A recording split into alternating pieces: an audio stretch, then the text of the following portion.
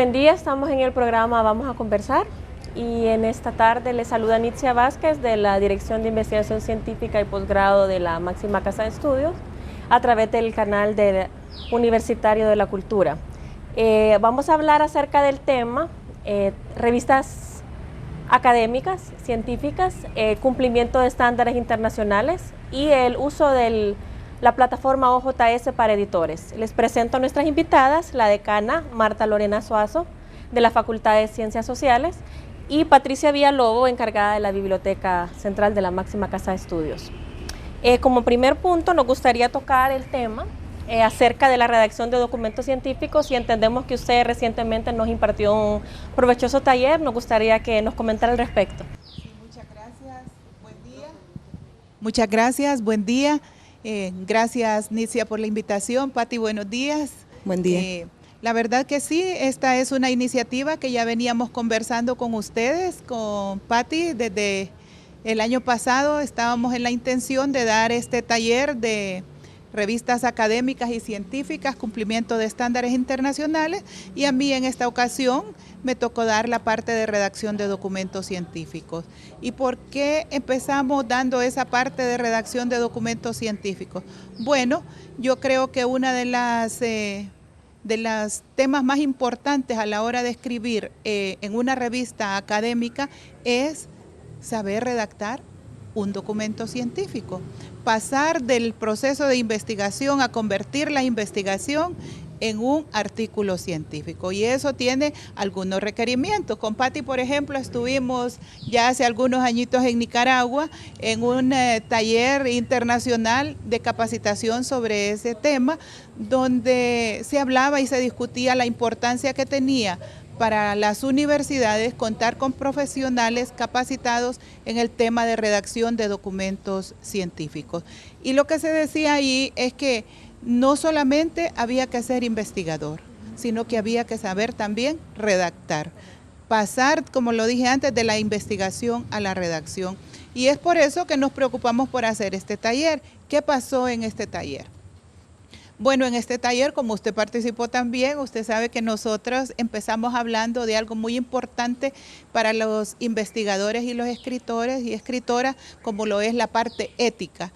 La parte ética al redactar un documento científico es muy importante, que a veces nosotros descuidamos en la redacción o se nos pasan por alto algunos aspectos importantes, que no es porque lo querramos olvidar, sino que lo obviamos, quizá porque estamos muy dedicados a la redacción del artículo, como es, por ejemplo, la parte de citar, la parte de hacer esos llamados en la escritura y respetar los derechos de los demás, de otros autores que nosotros estamos incorporando a nuestro escrito, y eso es muy importante, es ético, y en algunos casos hasta ha llevado a que investigadores, escritores internacionales y nacionales pongan algunas demandas, como yo se los decía, porque han visto que su documento está incorporado en algún artículo o en algún libro y no ha sido citado, y cada quien reconoce lo que ha escrito. Usted ya lo ha visto, ¿verdad? Sí,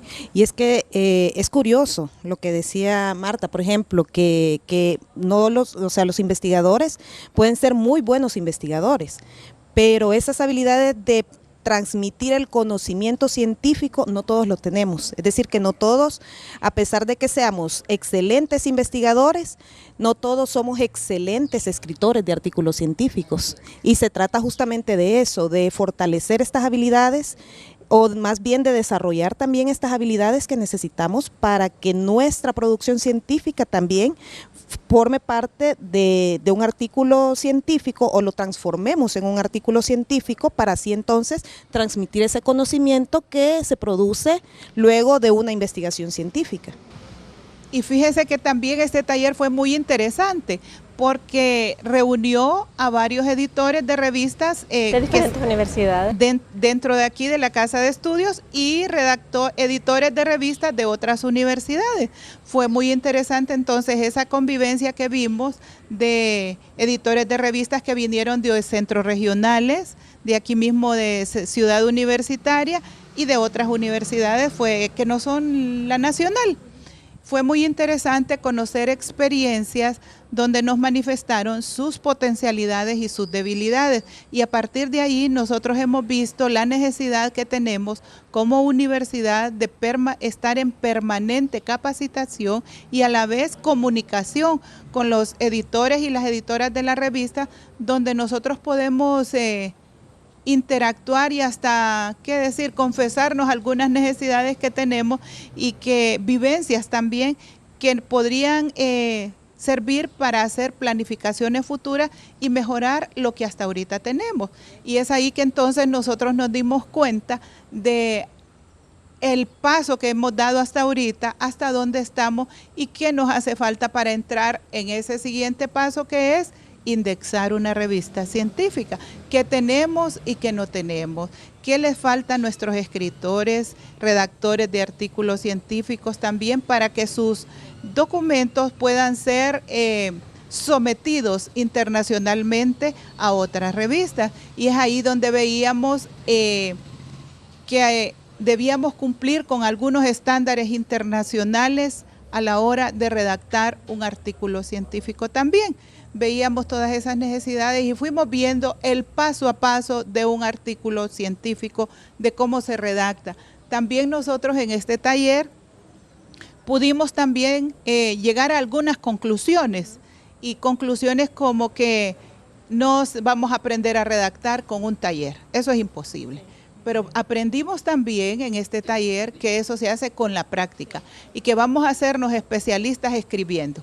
Y solo quien escribe va a convertirse en un especialista escribiendo artículos científicos, escribiendo, equivocándose, escribiendo, mejorando. Ese es un proceso y ese es el proceso en que debemos estar. Y yo les contaba algunas experiencias, por ejemplo, que me habían sucedido a mí al iniciar una revista en la maestría en demografía social, donde yo estaba anteriormente como coordinadora de esa maestría y que iniciamos con la revista Argonautas y Caminantes. Contaba alguna experiencia, por ejemplo, que uno ahora, cuando empecé esa revista, no teníamos una organización algo tan metódico. Tan metódico no la teníamos, y entonces, ¿qué pensamos? Bueno, editar una revista es poner las investigaciones.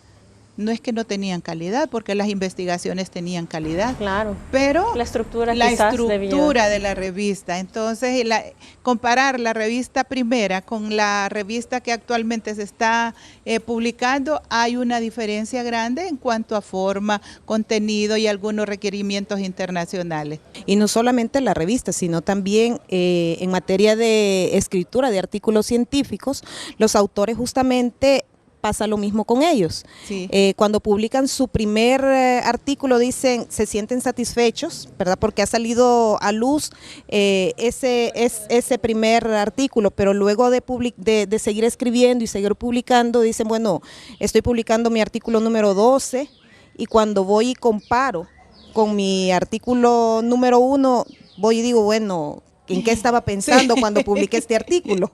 Entonces, se trata justamente de eso, de una mejora continua, y no solamente para los escritores, ¿verdad?, sino también para los editores de las revistas, porque es un camino que se va andando en el día a día con la edición de cada número.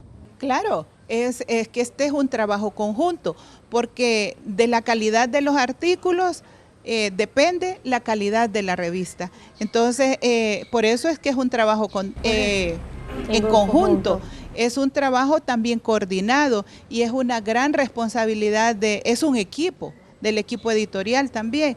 Entonces, creo que redactar artículos, además que como estando en la universidad, como docentes, que son generalmente quienes hacen la contribución a la revista, también para los docentes es un estímulo a la hora de hacer hasta una reclasificación, una presentación internacional a su currículum, a su prestigio profesional.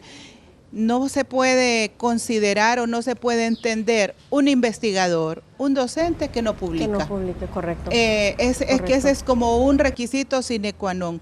Hay que publicar. Y publicar en revistas nacionales, internacionales, y eso coloca a los profesionales en diferentes niveles y hasta para promocionarse y optar a becas de investigación, a pasantías o a congresos. Depende de nuestro currículum en escribir. Así es. Y es que la visibilidad que da justamente el escribir en una revista, ¿verdad? No solamente para la institución, sino como bien lo decía Marta, para el país. Para el país, pero también el reconocimiento personal, ¿verdad? Muchas veces decimos, bueno, decía Marta, bueno, ¿cómo concebimos la docencia sin la investigación? ¿Cómo concibo yo un docente que desarrolla su clase y que dentro del desarrollo de esa propia clase no hace investigación? Entonces, mientras hablaba, me recordaba de una de las quejas, vamos a decirlo por llamarlo de alguna manera, de los editores en este taller. Cuando inicialmente hicieron la presentación, ellos les pedimos entonces que hicieran como un diagnóstico de cuáles eran sus fortalezas y sus debilidades. Y pues eso con la intención de que se dieran cuenta de que no están solos en este esfuerzo. Y uno de ellos era la falta de contenidos, ¿verdad? La generación continua de contenidos. Muchos decían, yo tengo 4 artículos para publicar en mi revista. Y la verdad es que siento que es muy poco, ¿verdad? Porque están hablando de una revista que es una revista anual. Entonces uno dice, sí, es cierto, es poco el contenido, pero entonces hay que motivar a los docentes, hay que motivar a los investigadores, porque muchas veces no es que no hay contenido, sino es que las habilidades de los investigadores como escritores no han sido desarrolladas. Correcto, no entonces ese campo es nuevo y hay que explotarlo. Sí, yo creo que esa es una tarea pendiente que tenemos y que no es que no tenemos investigadores, pero sí creo que tenemos que incentivar un poquito más la investigación. Además es una responsabilidad que nosotros tenemos como docentes hacer investigación. Aunque el otro día escuchaba que no todas las personas que están en la docencia son investigadores. ¿Pero por qué no? Investigadoras. Pero sí motivar a quienes tienen ese deseo, ese interés y la inquietud por investigar, que sus investigaciones las trasladen o las plasmen las publiquen. Porque yo les decía también, investigación que no se publica no existe. No existe y se queda todo un esfuerzo, un gran esfuerzo que se ha desarrollado a través de un largo proceso de investigación, a veces queda encerrado en un anaquel o en un escritorio. Correcto. O son muy pocas las personas que conocen los resultados de esa investigación, que quizá costó muchísimo dinero, mucho esfuerzo, y que entonces tenemos que hacer algo por difundir, y quizá también los resultados de esa investigación son muy importantes, no solamente para la persona, sino que para una comunidad o el país, y es necesario darlos a conocer. Y qué mejor que a través de una revista y de nuestras revistas aquí universitarias, que publiquemos y que demos a conocer los resultados de las investigaciones que yo estoy segura cada día en la universidad se llevan a cabo. Bueno, creo que lo que han manifestado ellas es muy importante, porque tiene que estar muy definida la estructura de un artículo, porque se tiene que seguir insistiendo en que la redacción de los artículos sean correctamente editados, colocadas sus referencias, colocada su bibliografía correctamente, y es por eso que nosotros seguimos en estas capacitaciones. ¿Les parece si vamos a una pausa? Ya seguimos.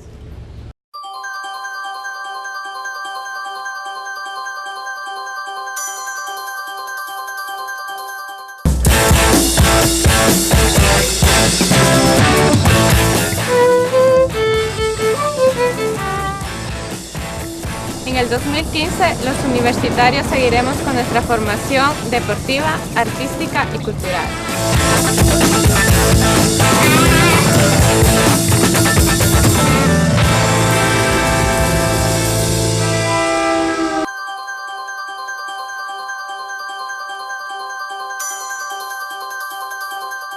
Bueno, hemos regresado al programa. Nos gustaría ampliar un poco más acerca de los componentes que lleva cada artículo científico, y para ello la decana Marta Lorena Suazo nos va a explicar un poco. Bueno, un artículo científico es un informe escrito y publicado de resultados de investigación, de resultados de investigaciones originales. ¿Qué debe contener un artículo científico? Bueno, hay muchos estilos, pero el estilo que predomina es el famoso INRID. ¿Qué debe tener? Es introducción, metodología, resultados y discusión. Por supuesto que todo artículo científico lleva también lo que es una bibliografía, otros elementos como ser agradecimientos, el título del artículo científico, que ya lo hemos dicho que no debe ser un título tan largo, que debe ser máximo 15 palabras, una introducción donde deben, que generalmente se hace en estilo embudo, de lo general a lo particular, y las conclusiones no siempre tienen los artículos científicos conclusiones, sino que tienen lo que yo les decía antes, discusión. Entonces ese es más o menos el formato general que se usa internacionalmente, que es el formato INRID, pero hay otros formatos que es introducción, metodología, discusión, un poco más de resultados, discusión, resultados. Pero nosotros trabajamos generalmente el modelo INRID. Correcto. Introducción, metodología, resultados, discusión y la bibliografía. Okay. Acerca de la importancia del cumplimiento de estándares, ¿por qué la máxima casa de estudios está recalcando tanto este punto? Me gustaría comentarles que ahorita contamos con 14 revistas científicas en toda ciudad universitaria y centros regionales. ¿Y por qué nosotros insistimos en este punto de cumplir con los estándares internacionales? Me gustaría que comentara al respecto Patricia Villalobos. Bueno, escuchando justamente a Marta cuando describía los elementos que debe tener un documento de investigación, se me venía a la mente justamente hacer la diferenciación entre lo que hace un documento de investigación distinto de un artículo de revista, y justamente tiene que ver con el cumplimiento de estándares, ¿verdad? Marta hablaba de que el documento de investigación pues tiene una introducción, una metodología, la parte de los resultados, la discusión y obviamente las referencias bibliográficas, ¿no? Pero si a esto le agregamos un pequeño resumen de lo que trata el artículo, le agregamos palabras claves a ese artículo y además le agregamos la afiliación del autor, entonces estamos diciendo que ese documento de investigación lo estamos convirtiendo en un artículo de revista. ¿Por qué? Porque simplemente vamos agregando algunos elementos que lo califican como tal, ¿verdad? Porque sin demeritar el contenido, obviamente para que este documento de investigación pase a ser un artículo de revista, debe haber pasado por la rigurosidad de la revisión por pares, ¿verdad? O lo que también conocemos como el arbitraje, que no es otra cosa que enviar a revisión de expertos el contenido del artículo para su validación. Entonces, ese tipo de cosas es importante porque estamos hablando de conocimiento que es validado, ¿verdad? No solamente lo que vio el investigador como tal en su escrito original, sino también se le agrega entonces el conocimiento de estos pares revisores, que son los que validan que el producto de esa investigación realmente es conocimiento que puede ser valioso para la ciencia y para el desarrollo en general. Así es, y yo creo también que lo que decía Patti, que debe tener un resumen, un artículo científico es muy importante, y las palabras claves. ¿Y por qué tener un resumen? Porque a veces las personas que andan buscando en los buscadores algún documento referente a algún tema en particular, lo buscan o por palabras claves o por su resumen, y eso posibilita y posiciona mejor el artículo científico. Así es, y con respecto a la parte de a eso iba, respecto a la parte de estar cumpliendo estándares en una publicación periódica, en una revista académica, pues cuando hablamos de palabras claves y de resumen, pues estos tienen que ir en dos idiomas, en el idioma original del documento y en un idioma alterno. Generalmente pues tendemos a utilizar el idioma inglés. Entonces, eso también va sumando a lo que son el cumplimiento de estándares dentro de una revista. Y cuando hablamos de una revista, pues hay otro tipo de estándares que hay que cumplir, ¿verdad? Muchos de ellos tienen que ver con cosas tan sencillas como la parte de generación continua de contenido. Es decir, que si yo digo que una revista es mensual, la revista debe, ¿verdad?, cumplir rigurosamente cada mes estar saliendo su publicación, ya sea en formato impreso o en formato electrónico. Pero ¿qué sucede con la parte de la generación de contenidos? Hoy en día las revistas académicas están bregando con el hecho de que no hay financiamiento disponible para sus publicaciones impresas. Entonces, una de las alternativas justamente es convertir la revista impresa en una revista electrónica, en lo que conocemos como el movimiento de acceso abierto. Entonces, eso es muy importante también darlo a conocer a los editores de que se cuentan, ¿verdad?, a nivel nacional, no solamente como institución, pero como país, con alternativas que nos permiten justamente poder publicar nuestras revistas académicas en plataformas de acceso libre sin que esto incurra o genere costos para la revista como tal.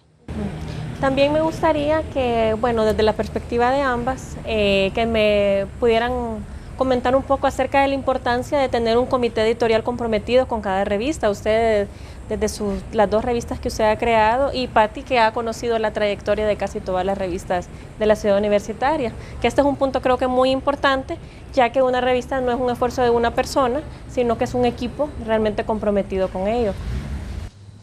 Ok, bueno, cuando hablamos de publicaciones académicas, justamente hay toda un cuerpo que acompaña este proceso de producción. Detrás no solamente son los autores de los artículos científicos, sino además la persona que se encarga de la diagramación, de corregir estilos de redacción, de revisar las citas y las referencias bibliográficas que estén acorde a la normativa establecida.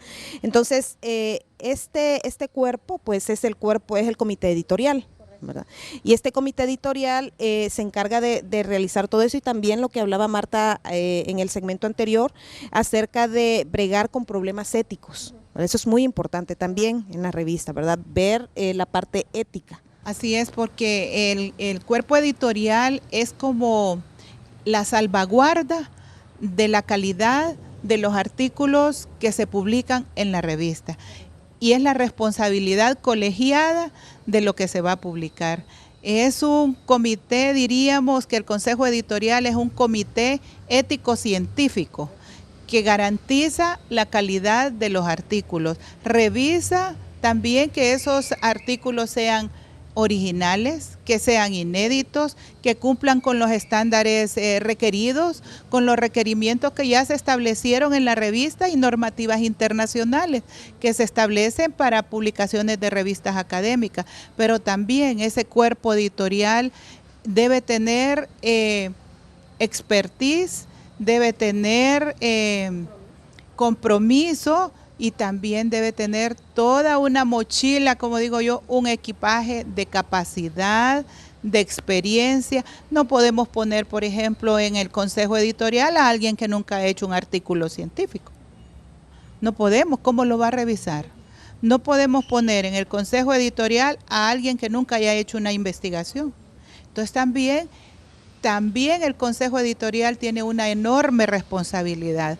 La responsabilidad del consejo editorial trasciende el trabajo que se hace al interior del equipo. Es un trabajo que va a estar siempre, y también es un trabajo que demanda mucho conocimiento y que generalmente no se paga. Y si se paga, es muy mal pagado. Realmente un editor de revista, por lo menos las experiencias y yo creo que Nitzia no me va a dejar mentir en esto, se hace por más que todo por amor al arte, sí, ¿verdad? Por compromiso a la institución. Así es, por un compromiso y por ese sentido de pertenencia institucional, y por querer ver que nuestro país sobresale en algo, ¿verdad? Por querer mostrar lo bueno que somos. Y pues cuando hablamos del comité editorial, todo lo que decía Marta, imagínense que el comité editorial se encarga desde algo tan básico como recepcionar los artículos que provienen de los autores, y decirle al autor, sí, ok, recibimos su artículo, pero su artículo va a pasar por este tipo de revisión. Se hace la revisión y luego que se obtiene el resultado de esa revisión, nuevamente el cuerpo editorial va y le dice al autor, su artículo fue aceptado si le hace estos cambios. Imagínense lidiar con un investigador que diga, bueno, pero es que mi artículo está tan bien escrito que no quiero cambiarlo. A veces sucede. Está tan bien elaborado que no, y también el orgullo personal, eso es lidiar también con el orgullo personal de los redactores, de los investigadores, donde dicen, ¿y quién es esa persona o ellos que me van a venir a cambiar lo que yo ya tengo tiempo de haberlo investigado? Y es así, pero a veces necesitamos también ponernos humildes como redactores de revistas. En las revistas, porque las revistas ya tienen sus estándares y tienen sus requisitos que el Consejo Editorial ya lo sabe y hay que cumplirlos. Así es. Y también lo que tiene que ver con las instrucciones a los autores. Es el comité editorial justamente quien va por eso y dice, bueno, los artículos que vamos a recibir van a ser de esta manera. Se va a utilizar este tipo de letra, vamos a utilizar este tipo de referencias bibliográficas y bueno, y todo. Pero yo me pongo ahora en los zapatos de un comité editorial nuevo, es decir, un cuerpo de personas. Vamos a hablar de la revista Ciencias de la Facultad de Ciencias Sociales, que recientemente sacó su número. Su primer volumen. Todo ese trabajo que se hizo previo, desde sentarse y decir, bueno, ¿cuál va a ser la periodicidad de mi revista? Así es, y entonces tenemos que tomar decisiones sobre algo que ya decía Patti.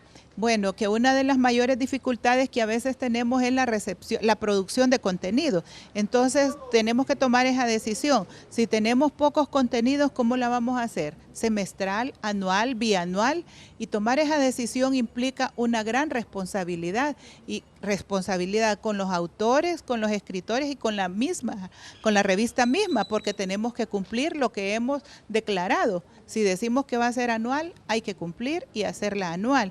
Y otra cosa que cuando se hablaba del Consejo Editorial, es que el Consejo Editorial tiene la responsabilidad de convertir esos artículos que se han recepcionado o trasladarlos, no es que no vienen en el formato, con los requerimientos que establece cada revista y revisar si están así, y si no están así, ver qué le hace falta y devolvérselo a los autores y decirle, le falta estos requisitos para que se publiquen, usted debe completarlos con estos. Y otro de los también que tiene que lidiar el Consejo Editorial es con los pares. ¿Tenemos o no tenemos quien nos ayude a revisar estos artículos?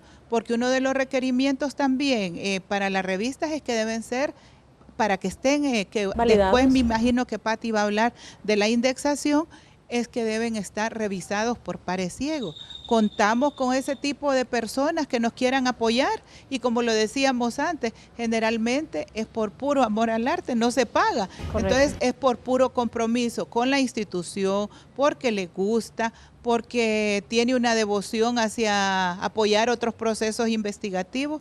Entonces, todas esas cosas hay que lidiar en un proceso de editorial y el Consejo Editorial también es una de sus responsabilidades. Así es, pero es que también, Nitzia, no sé si usted ha visto en el trabajo que se hace desde la Dirección de Investigación Científica, que muchas de las revistas incluso tienen problemas con la definición de la revista misma. Su objetivo y su alcance. Así es, ¿cuál es su objetivo, cuál es su alcance, qué tipo de revista o qué tipo de contenido voy a aceptar yo en mi revista? Y ese es otro punto que debe justamente el cuerpo editorial definir. Entonces vemos que hay muchas aristas que debe resolver justamente el cuerpo editorial y uno dice, bueno, pero es que eso es tan fácil o es tan sencillo, pero no lo es. Poder discernir entre un trabajo académico y un trabajo científico, poder decirles, no, esto realmente va como un artículo de opinión o en un artículo de divulgación y realmente lo que es un artículo científico, poder tener ese ojo para poder clasificarlo, ¿verdad? El compromiso de una revista es algo que el comité editorial tiene que tener muy en cuenta, ya que hay un compromiso en la periodicidad, porque si no se cumple con ese periodo, cae en mora.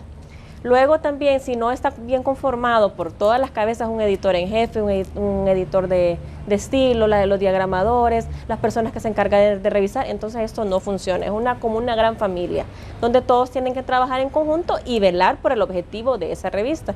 En el caso de las revistas de ciencias sociales, pues obviamente es pertinente que ellos investiguen en el área de ciencias sociales. En otras áreas, en la ingeniería, de física, ellos realmente respetan su área de conocimiento y dan a conocer lo que pertenece a esa facultad, ¿verdad?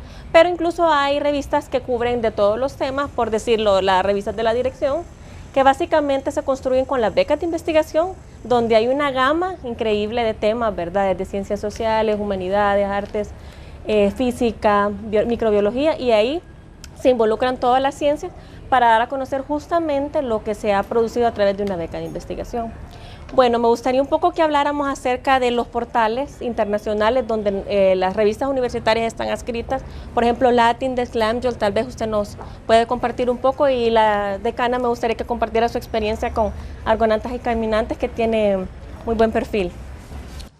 Bueno, la verdad es que este andar en este mundo académico de las publicaciones científicas, pues es algo que venimos haciendo en la institución ya desde hace algunos años. De hecho, Argonautas y Caminantes va para 11 años y pues la verdad es que el trabajo que nos unió a Marta Lorena y a mí fue justamente el amor por visibilizar la producción académica y científica, no solamente de la institución, sino del país.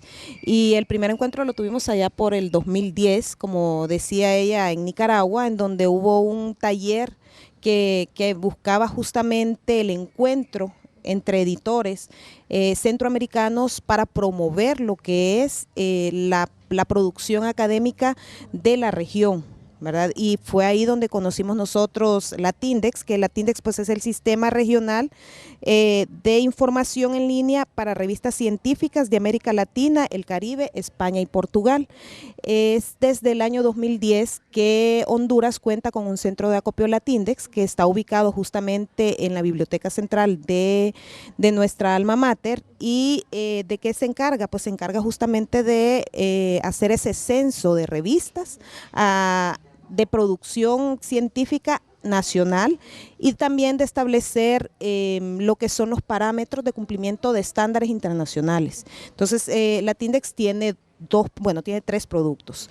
El primero es el directorio LatinDesk, que en el directorio LatinDesk pues van a estar todas las revistas nacionales que han sido publicadas, independientemente de que cumplan o no cumplan con estándares. Luego del directorio hay otro producto que es el catálogo LatinDesk. En el catálogo LatinDesk ahí sí, las revistas tienen que cumplir con estándares, con al menos el 75% del total de los estándares que maneja LatinDesk, que son 33 para las revistas impresas y 36 para las revistas electrónicas. Entonces deben cumplir con al menos el 75% de estos estándares, siendo los 8 primeros de ellos, que luego vamos a hablar acerca de ellos, de cumplimiento obligatorio. Y después del catálogo, pues podemos decir que las revistas entran a un nivel más elevado en cuanto a calidad editorial. Y un tercer producto es el portal de portales, LatinDesk. El portal de portales LatinDesk sí es un lugar que lo que hace es recoger las iniciativas a nivel latinoamericano y de España y Portugal, en donde lo que muestran son los contenidos de los textos completos de cada una de las revistas que están indexadas y que forman parte de iniciativas de acceso abierto. Okay. Entonces es importante ver esto. Otro índice que también formamos parte nosotros de ellos es SlamJournal, que es el Latin American Journals Online, y este es una plataforma de acceso abierto. Entonces dentro del SlamJournal están las revistas electrónicas. Importante es de hacer notar que actualmente tenemos 11 revistas hondureñas dentro del SlamJournal, de las cuales si no me falla la memoria, alrededor de 8 o 9 revistas son de producción de la Universidad Nacional Autónoma de Honduras.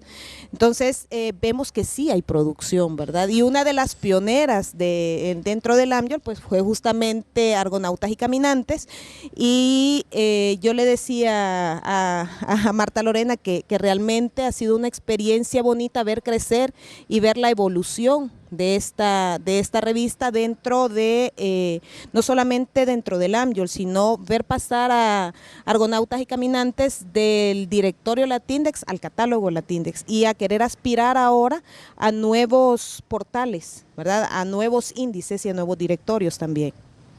Sí, la verdad que era una aspiración cuando se creó la maestría en demografía, tener un espacio de difusión de los resultados de investigación. ¿Y qué hacemos? Decíamos, ¿qué es lo que vamos a hacer? ¿Un sitio web o qué? No, necesitamos una revista. Para poder competir internacionalmente necesitamos tener una revista donde nosotros podamos publicar nuestros resultados de investigación. Es así que hace como 11, 12 años inició la idea, luego el proyecto y el sueño, hasta convertirse en realidad. Patti decía hace como en el 2010 y estaba viendo que fue en el 2008 donde nos encontramos. Lo cierto es que cuando iniciamos con la revista no teníamos el conocimiento que ahora tenemos y que se tiene en la universidad de todos esos requisitos que se requieren para tener una revista con estándares internacionales. Más lo que teníamos era un deseo de tener una revista y así lo hicimos. Entonces, ahora cuando comparamos en el tiempo el volumen 1, la primera edición, con la que tenemos ahora, vemos las mejoras que hemos ido logrando en el tiempo, cómo lo hemos hecho, que se ha requerido un trabajo fuerte, un trabajo de equipo que no ha sido fácil, pero que no es imposible. Pues hemos continuado con el tema acerca de los criterios internacionales que debe tener cada revista científica y por el momento tenemos que irnos a una pausa. Ya regresaremos.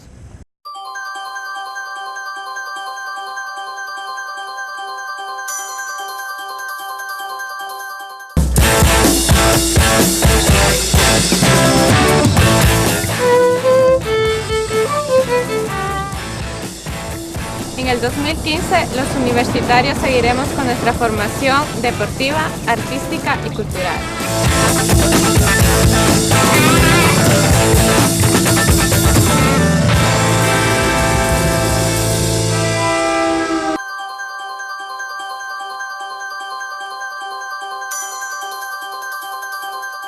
Regresamos con el punto final de nuestro programa acerca de la plataforma OJS, lo que significa indexar e indizar y por qué esto es tan importante para toda nuestra producción científica que tanto abastece de conocimientos a los docentes como a los estudiantes de nuestra alma mater. Con respecto a estos temas me gustaría que continuara el diálogo con Patricia Villalobos. Bueno, hemos estado hablando acerca de cumplir con estándares internacionales y cuando hablamos de cumplimiento de estándares internacionales nos referimos justamente al hecho de tener en cuenta algunos criterios. Nosotros hablábamos en el segmento anterior acerca de las tareas que debe tener el cuerpo editorial. ¿Y por qué hablábamos de esto? Porque justamente es el cuerpo editorial el que tiene la labor de velar por el cumplimiento de estándares internacionales. Por ejemplo, para Latindex, nosotros mencionábamos que hay 33 criterios para revistas impresas y 36 criterios para revistas electrónicas. Estos criterios pues tienen que ver justamente con la periodicidad, el cumplimiento de periodicidad, la generación continua de contenidos, tiene que ver con la parte de que se vea reflejado en la revista la afiliación no solamente de los autores, sino también del mismo cuerpo editorial. ¿Por qué? Porque hay un fenómeno que se da, que es la endogamia, ¿verdad? Que yo soy la que hace la parte de cuerpo editorial, yo soy la que hace de par revisor, yo voy y publico y escribo en la revista, entonces ahí se vuelve endogámico todo. Y es justamente una de las cosas que se quiere evitar, el porcentaje de apertura editorial que hay, es decir, cuántas personas del cuerpo editorial pertenecen a una institución diferente a la institución editora, ¿verdad?, de la revista. Y además de eso, cuántos autores externos a la institución publican también en la revista. Eso tiene que ver también con el cumplimiento de estándares. Y es que también en la TINDEX estos criterios, se clasifican en 4 grandes grupos.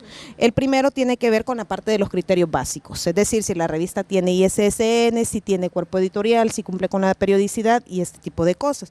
Luego con la parte de la presentación de la revista, ¿verdad? También la gestión y política editorial y lo que tiene que ver con los propios contenidos. ¿Por qué?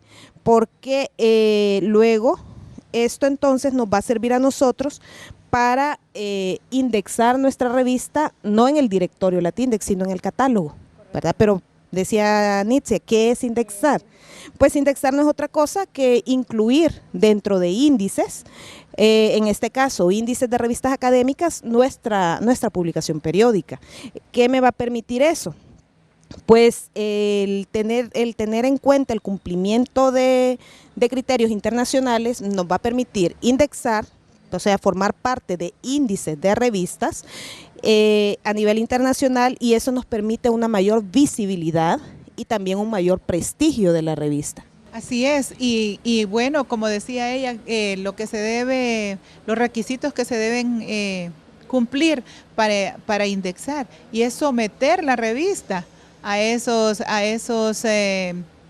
espacios de indexación, y es como someterse a un jurado. Cumple, no cumple. Y ahí cuando sometemos la revista, la estamos como sometiendo, como decimos, a un examen. Y por eso nosotros debemos cuidar cuando decidimos que nuestra revista creemos que ya cumplió con todos esos requisitos, debemos cuidar bien que los cumpla de verdad. A veces nosotros por emoción o porque estamos tan emocionados con lo que estamos haciendo que decimos sí cumple, y no es cierto. Entonces tenemos que ser muy rigurosos a la hora de revisar cada uno de esos 33 o 38. 36, 33 y 36. De esos 33 o 36 requisitos, revisarlos bien, ver que se cumplen, es muy importante. Entonces creo que es un camino que en la universidad estamos recorriendo, ahorita con el acompañamiento de ustedes, la Dirección de Investigación Científica, muy acompañadas los espacios de las unidades académicas donde han decidido editar una revista, y al final creo que son decisiones personales o institucionales de cómo la definición de cuál va a ser la orientación de la revista. Y es que el hecho de pertenecer a índices internacionales justamente incrementa la visibilidad de la revista y la visibilidad en todos los ámbitos, ¿verdad? Porque hay un elemento que le gusta mucho a los autores y es el factor de impacto. Correcto. ¿Verdad? Cuando uno dice, bueno, es que mi revista tiene X factor de impacto, ¿cuántas visitas ha tenido? Sí, eso le da como un caché diferente. Claro que sí. No solamente a la publicación, sino al autor que está publicando en esa revista. Entonces, eso es un atractivo, es un plus que se da para los autores y que representa también prestigio para la propia revista. Claro que sí. Ese también tiene que ver con el ranking de la revista. Correcto. Entonces los autores dicen, bueno, yo voy a escribir en esta revista porque tiene tantas visitas, es la más visitada. Lo buscan primero hacia dónde quieren escribir. Si está indexada, si no está indexada, si tiene tantas visitas, si está en un catálogo de revistas. Eso también le da a los autores un mayor prestigio, y también ya pueden decir, voy a presentar mi artículo a esta revista porque esta revista tiene esos requisitos, los cumple, y para mi prestigio profesional, mi CV y mis exigencias en otras universidades o en otras unidades académicas les exigen a los investigadores y las investigadoras que deben escribir al menos un artículo académico, al menos uno al año. Sí. Y Nietzsche hablaba de conocer un poco acerca de la plataforma OJS, que es las siglas para el Open Journal System, que no es otra cosa que un software o un sistema informático que permite justamente automatizar lo que es la gestión editorial. ¿Verdad? De esta plataforma pues nos permite desde la recepción de los artículos, la parte de la revisión de los artículos, la maquetación y todo lo que tiene que ver con un número específico de la revista. y es que nosotros actualmente contamos con una experiencia de país, que es LAMYOL, que es como les decía, el Latin American Journals Online, que agrupa hasta el día de hoy 25 revistas en total, de las cuales 11 revistas son hondureñas, 11 son nicaragüenses y 3 son salvadoreñas. Entonces vemos cómo la presencia va incrementando, y una de las cosas que yo les decía a los editores hondureños: vamos por el desempate, ganémosle a Nicaragua porque podemos, ¿verdad? Porque revisando justamente las diferentes revistas, pues vemos que sí tenemos ese potencial para pertenecer en más índices, y el pertenecer en más índices pues nos dice a nosotros que tenemos una mayor visibilidad y un mayor impacto, no solamente como institución, pero como país. Correcto. La importancia de poder estar en diferentes portales. Ahorita hemos iniciado con Latindex y LAMYOL, y obviamente aspiramos a que todas nuestras revistas universitarias puedan pertenecer también a Scopus, a Redali, Caelibro, a todos los demás portales donde seamos visibilizados, porque creo que cada autor quisiera que fueran citadas sus artículos, ¿verdad?, debidamente buscados, y que eso realmente pueda hacer una repercusión en futuras publicaciones, ¿verdad? Creo que eso es un gran mérito para cada autor, que sean visibilizadas, sean visitados sus sitios y sean leídos sus artículos, y más aún que sean citados debidamente. No sé si tenemos algún otro comentario y es al respecto. que sí me gustaría compartir con los televidentes un punto importante dentro de LAMYOL más que todo, ¿verdad? Porque nosotros hablamos de visibilidad. Y decimos, bueno, pero visibilidad, ¿realmente me van a ver? Pensemos en las revistas impresas. Nosotros, por lo general, bueno, Marta, ¿cuántas revistas ustedes editan, por ejemplo, de Argonautas y Caminantes en formato impreso? Iniciamos con 1000 revistas, pero ahora que ya los recursos van disminuyendo, creo que estamos en 500 revistas, es lo más que podemos imprimir, dado que son muy caras, y hasta ese es el número máximo. Si veamos 500, pensemos en números, 500 revistas, yo puedo llegar a 500 personas, y con suerte esas 500 personas me van a leer y van a comentar mis artículos, y es probable que se lo pasen a un colega que le interese un número. Pero si somos así realistas, y como los números decimos son duros y son fríos, podremos aspirar a llegar a duplicar o a triplicar ese tiraje de 500 publicaciones, pues llego a 1000 o a 1500 personas. Pero ¿a cuántas personas llega Argonautas y Caminantes estando en un portal de revista electrónico, en este caso en LAMYOL? Para que vean ustedes, cuando hablamos de revistas impresas, bueno, yo hablo de 500 que circulan en el país, pero en LAMYOL tenemos el top 10 de países visitantes a la plataforma. Y por ejemplo, tenemos 8.615 visitas de mexicanos o del país de México. Tenemos 8.488 de Nicaragua. Del propio país tenemos 5.279 hondureños. Y así puedo ir mencionándoles otros países como Colombia, España, Perú, Guatemala, Ecuador, Venezuela, Argentina. Y nosotros decimos, bueno, pero ¿cómo llego hasta allá? ¿Y cuánto recurso invertí? Realmente no invertimos mayores recursos, más que estar pendiente de la generación de nuestros contenidos, de cuidar esos criterios de calidad, de estar pendiente de que nuestro contenido esté actualizado en la plataforma, y nos aseguramos entonces estas visitas de diferentes países. Para el caso, yo les decía que han habido 758.600 no visitantes, sino descargas de textos completos de LAMYOL. Y de esos 758.000, 247.366 pertenecen a artículos de revistas hondureñas. Entonces, díganme ustedes si no tiene un alto impacto el hecho de pertenecer a índices, o el hecho de tener nuestra revista, en este caso dentro del LAMYOL. ¿Cómo llegan estos lectores hasta los contenidos? Puede ser que conozcan o que no conozcan LAMYOL, no importa. ¿Por qué? Porque la propia plataforma, cuando hablamos de los JS, la plataforma nos permite a nosotros, nos asegura el cumplimiento de estándares, pero al mismo tiempo nos asegura que nuestra revista va a pertenecer a los contenidos que están dentro del Google académico o del Google normal. Entonces, cualquier persona que haga una búsqueda acerca de un tema que esté dentro de la revista va a poder entonces llegar al contenido de nuestra revista. Y eso es algo muy importante. No, eso es interesantísimo. A mí me gusta contar siempre algunas anécdotas de artículos que se han publicado en Argonautas y Caminantes, descargados por la web. Por ejemplo, se han comunicado con los autores de España, de un país de África, buscando un tema que está en Argonautas y Caminantes y se han establecido relaciones con esos investigadores. Es muy interesante lo que sucede. Correcto. Bueno, nos vamos al momento de las conclusiones y no sé si ya para finalizar cada una de ustedes puede decir algo muy puntual. Bueno, a mí me gustaría finalizar agradeciéndoles esta oportunidad de comunicar o de informar sobre lo que está pasando con las revistas académicas en la universidad y particularmente en la Facultad de Ciencias Sociales, donde le hemos apostado a estas iniciativas. Pero quisiera referirme, finalizar, algo que no hemos tratado aquí, como que las revistas académicas son un recurso muy importante para los estudiantes y los docentes.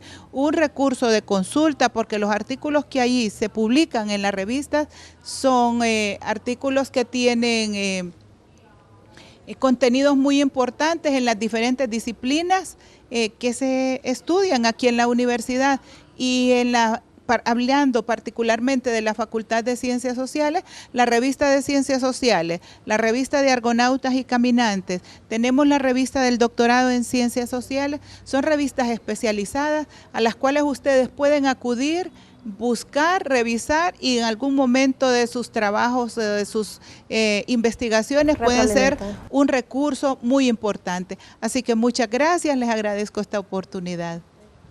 Bueno, a mí me gustaría pues cerrar recalcando que las buenas prácticas editoriales tienen excelentes frutos, ¿verdad? No solo tiene que ver con la visibilidad que nosotros alcanzamos perteneciendo a estos índices, sino también tiene que ver con el impacto y con el prestigio que viene como consecuencia de cuidar justamente esas prácticas editoriales y de asegurarnos la calidad de las revistas.